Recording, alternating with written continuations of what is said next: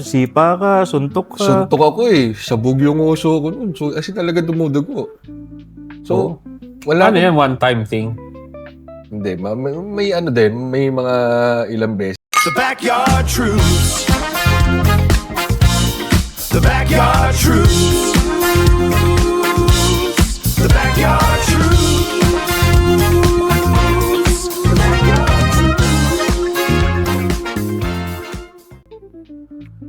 Lakas ng ulan sa labas. Kahapon pa yan. Ngayon lang, parang ano, no? Partida, wala pang bag. Madaling hindi pa araw, bagyo. nag-start tumulan. Oh, kahapon, di ba? Mga 1 a.m. Hindi, kanina. Kaninang madaling araw. Kanina madaling araw. Kanina. Mga 1 a.m. Lakas Tapos na sakto, nagising. ganito ulit. Nagising ako. Ganitong time slot talaga siya bumabagsak. Dapat ano eh, sa hapon. Dapat sa... Tanghali, no? Para kahit pa paano, hindi mainit. Masyado mainit. Sa gabi, no? Kasi yung hapon, taas ng araw. Pupunta raw ba sila? Makakarating daw ba? Sino? Joey tsaka Ras. Hindi. Hindi. Si Lakas Joey ng ulan si Joey nag-message na. Siya naman kasi ulan, nakamotor lang din siya. nakamotor nga lang. Tapos nasa MOA siya. Hindi, sana manalo siya dun sa ano ba? Bukas Para yung sa, awarding, no? ano, Yung sa- motor show. Motor show niya. Yes. Sana bukas manalo. Sana makakuha ng place. Asa masarasang nga? Hindi ko Batangas? alam, di nag-text. Malamang siguro kung di malamang nasa Batangas. At least nasa ano tayo, indoor setting muna tayo. Wala muna tayo sa backyard. No backyard. Wala mo lang backyard kasi mapapasa tayo sa backyard. Kasi pag tag-ulan na doon, wala na tayong backyard.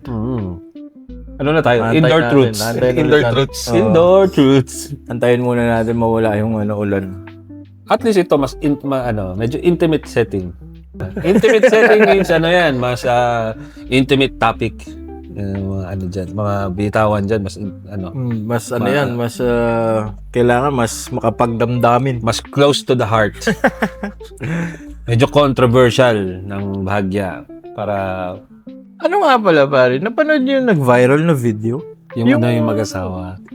Mag-asawa ba sila? Hindi ko alam eh. Kasi Ano hindi, yata, parang ginulpi ng- mag-boyfriend yata. Parang ganun lang. sinuntok-suntok ng lalaki yung babae, hindi ko tinapos yung video eh. Kasi parang nakakaano Ako eh. pag hindi ko kaya manood ng ganun. Parang, grabe pare, hanggang doon sa bumagsak lang ako eh. Bumagsak tapos sabi ko, tapos hanggang sa nakikita ko na nag-viral na, mga ano na. Parang ano yata yun eh. Naunang saktan yata ng babae. Yung lalaki. Yun yung part na nakita ko. Umpisan. Which is not, normal naman yun sa tingin ko eh. Di ba? Pero siguro isipin mo, meron kayang lalaki na gano'n naman ang ginawa ng babae? May mga gano'n kaya? Di ba? Meron yun. siguro. Nakakayaman sabihin. Ito, open ko na siya. Yun nga, nakakayaman sabihin pero na-experience yung mga ganun. Ulul. Physical abuse. Yung gano'n, suntukan, gano'n. Hindi naman suntok. Siyempre, hindi naman ako lalaban eh. Pero siyempre, yung babae, yun, siya yung gumagawa sa akin. Ganun. Anong ginawa sa'yo? Parang nasampal ka, sipa ka, suntok ka. Suntok ako eh. Sabog yung uso ko nun. So, kasi talaga dumudugo. So, wala. Ano yan? One-time thing? Hindi. May ano din. May mga ilang beses din. Pero So hindi, parang ano siya, repetitive situation siya. parang feeling ko kasi parang yun yung form ng ano niya. Yung love niya sa akin. Hindi, baka ganun siya mag-express ng anger. Ay siguro, andun na nga tayo. Oo, sabihin na natin, Hindi siguro andun pagmamahal na. yun. Minsan, may kalmot pa ako, ganun. Kasi yung kalmot na, alam mo yung maglaline lang sa balat mo. Hindi, dumudugo. Well, for context, for example, bigyan mo akong scenario. Sa anong klaseng bagay siya magmimitya? Ano kasi siya, parang tawag dito. Maiksi ang PC niya. Kumbaga yung nag-usap lang kami. Tapos yung, Like for example, bigyan mo ako specific. yung ganun. Kunya, nagkukwentuhan tayo. Tapos hindi niya magugustuhan yung sasabihin ko, maasar siya. Tapos yung parang natitrigger sa salal. So parang pag may ano siya, pag meron siyang disagreeing Oo, point parang of view. hindi niya makuha yung gustong sagot na ibabato So siya. ano yun? Pag kunwari may sinabi ka and not necessarily agree siya doon, ano yun? Nagiging back and forth? Say, Ganun, back and forth. Tapos andyan, maasar na siya. ano yung side mo na parang pinapaintindi mo sa kanya na hindi ganito yan? Tapos Oo, ganun, oo. Parang ang dating, kailangan kong umagri sa kanya. So eventually parang ano na lang is, sige, agree na lang ako sa'yo. Ganun. Pero syempre hindi umaabot doon. Hindi talaga. Kumbaga talaga nagbabatuhan kami ng...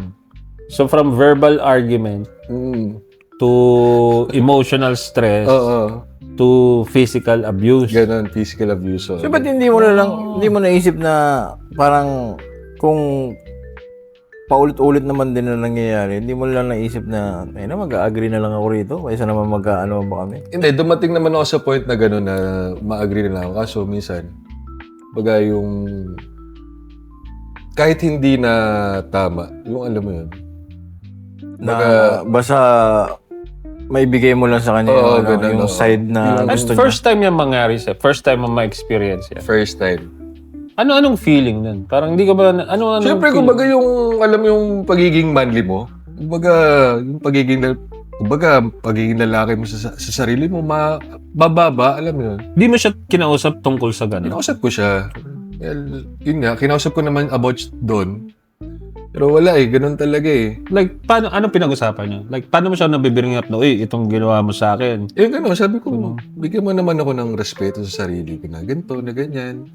Kumbaga parang, hindi mo ba naisip na, alam mo yun, na tama ba yung ginagawa mo sa akin?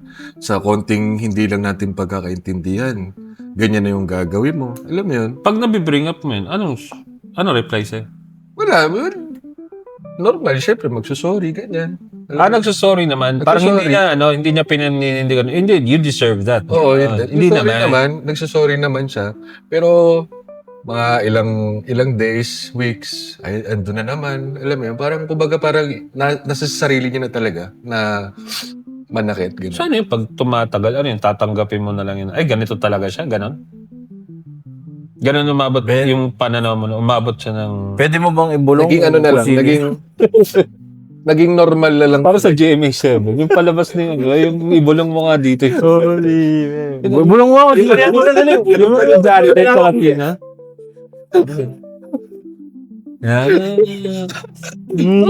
Okay.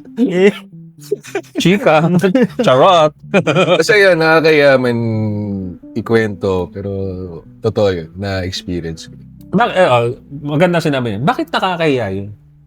Kasi nga, kumbaga, syempre, parang kat sa inyo, kumbaga, parang padre de pamilya. Kumbaga, Pero yun din, yung sinasabi mong nakakahiyaman, yun din ba yung personal feeling mo towards sa kanya pag bringing up? Parang nahihiya ako bilang lalaki of the relationship to bring it up?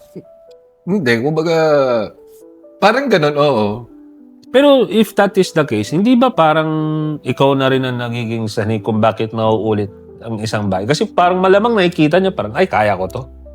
Hindi pumapalag Parang ganun Tingin mo, hindi siya nagiging parang additional gasolina sa medyo lumiliyab-liyab na sitwasyon? Or baka parang mamaya, hindi mo naisip na let me put my foot down na... or baka mamaya yun din yung way ng babae para mayaw ka na. Set me free. Pwede, Parang may walk away. may point yun, ha? Na baka mamaya, isa na yung paraan din na parang ng base ko nang ginagawa sa iya, nandiyan ka pa rin. Hindi ko naisip Dito ka pa rin ha? sa akin. Hindi ko naisip yun. Pero may punto naman. Ano yan next level thinking yun Hindi kasi, pare, isipin mo, kung paulit-ulit, and then, baka may oras naman na lumaban ka, o ano, na Wala. alam mo naman siya. Wala. Masasabi mo bang pag hindi kayo nag-aaway, healthy relationship kayo? O talagang merong... Hindi naman to the point na magkakasakitan kayo. No, what I mean is, pag kunwari, on a normal day, if let's say, walang away, walang masasabi mo, pag tinignan mo yung relationship nyo as a whole, parang healthy naman yung relationship namin kahit papaano Sadyang meron lang talagang mga pagkakataon na umaabot kami sa ganun. O ang relationship nyo talaga is parang toxic from the very beginning, kaya siya umaabot sa ganun. Noong una, okay naman. Noong una. Pero nung tumagal-tagal, ayan na. Well, usually sa umpisa talagang lahat naman is okay, maganda Diba, sa umpisa. parang sinasabi nga nila yan, parang love turns toxic turns to toxic Diba, parang sa umpisa talaga, lahat okay, masaya, malambing, lahat. Lalo na pag, let's say, for example, bago lang kayo, you getting to know each other. At saka Siyempre, ano, pinapakita nyo yung good side. You trying to impress the At saka other totoo one. din yung pag doon mo malalaman lahat pagka magkasama na kayo sa isang bahay. Doon mo makikita yung ugali. Nag-live-in kayo? Yun. Doon mo makikita talaga yung totoong ugali. So, yun nga, na pag-usapan namin na mag-live-in. Ang dami mo kasi ni-live-in eh. Kaya yun ang problema. Ang dami mo nakilala eh. Hindi, yun lang naman yun. Pero sa bagay, diba, the best way para makilala mo isang tao rin talaga is kapag araw-araw mo nakasama, nakikita. 24/7. Oo. Alam mo, di ba sabi nga ng mga nakakatanda is makikilala mo isang tao pag nagsama kayo sa isang bubong. True.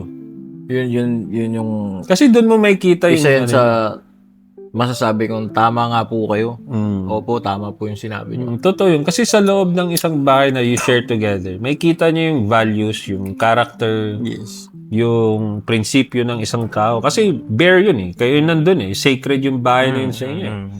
Unlike kapag, let's say, for example, yung mga boyfriend-girlfriend na hindi naman magka-live-in, Pag nakita kayo, you're trying maayos kayo eh. you're trying to Nakikita put kayo, your diba? best foot forward. Oo, kasi limited lang yung oras nyo eh. At the same time, syempre, ang in-expect mo is magdi-date nga tayo eh. So, let's make the best out of this opportunity na magkikita. Yes. Unless, syempre na, asalap kayo ng bahay, strip down kayo na, na parang normal day lang.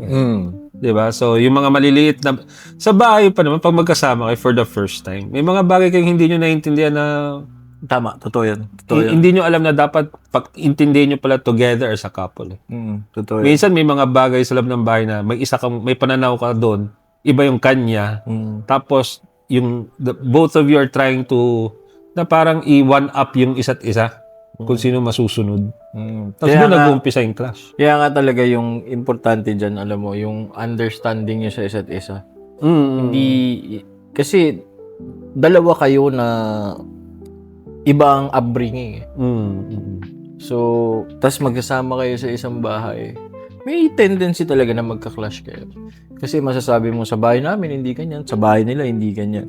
So may mga chances are very high na mag-clash kayo pag magkasama na kayo sa isang bahay. Pero continue mo. Pero yung sa inyo, ano ba yun? Nagka-clash lang kayo dahil you are just communicating with her na hindi ka lang nag-agree, ano ba? Nag-aasar ka lang. May time na o meron kayong mga bagay na parang ibang, yun, kaganon, ibang kinalakihan kasi ng bawat isa eh. So, ang tanong ko, para kung sa sinasabi mong ganon, bakit umaabot sa ganon, na pisikalan? Masyadong mababaw para magkaroon ng pisikalan. For me, nakikinig ako sa kwento eh.